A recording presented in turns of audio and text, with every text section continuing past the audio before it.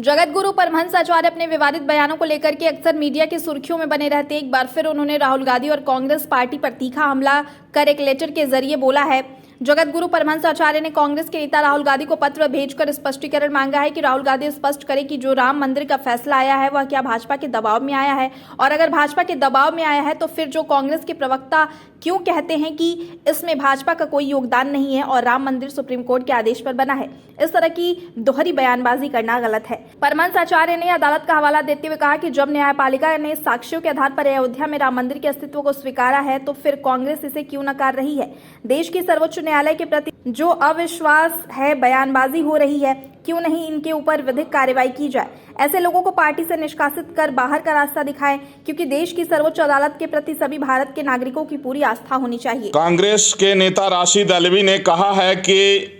Bharatiya Janata party ने जो सर्वोच्च न्यायालय के सेवानिवृत्त जस्टिस नजीर को आंध्र प्रदेश का राज्यपाल नियुक्त किया गया, उससे उन्होंने कहा है कि इससे न्यायपालिका के प्रति जनता का जो है विश्वास कम हो रहा है।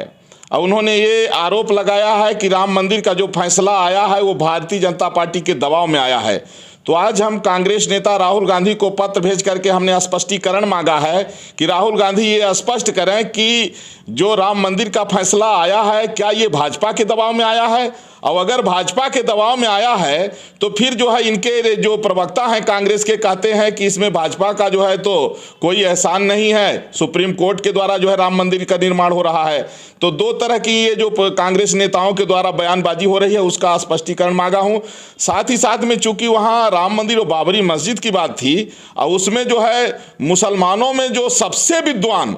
और सुप्रीम कोर्ट के जस्टिस नजीर उसमें थे, और उन्होंने जो है सच्चाई को स्वीकार किया कि विदेशी मुगल आक्रांताओं के द्वारा राम मंदिर को तोड़ करके उसके मलबे से बाबरी बनाई गई थी। तो कहीं ऐसा तो नहीं है कि कांग्रेस पार्टी को ये डर तो नहीं सता रहा है कि जितने मुस्लिम वोटर हैं मोदी जी के ऊपर विश्वास कर चुके हैं और भारतीय जनता पार्टी में कहीं जाने की तैयारी हो रही है, इसलिए तो उनकी बौखलाहट नहीं है। और अगर ऐसा नहीं है तो देश की सर्वोच्च अदालत के प्रति इस तरह से अविश्वासजनक जो है बयानबाजी जो हो रही है, क्यों न इनके ऊपर विधिक कार्रवाई की जाए और क्यों न राहुल गांधी इनको पार्टी से निष्कासित करके पार्टी के बाहर का रास्ता दिखाएं, क्योंकि देश की सर्वोच्च अदालत, देश में रहने वाले जितने भी लोग हैं सबको उसके प्रति आस्था रखना चाहिए।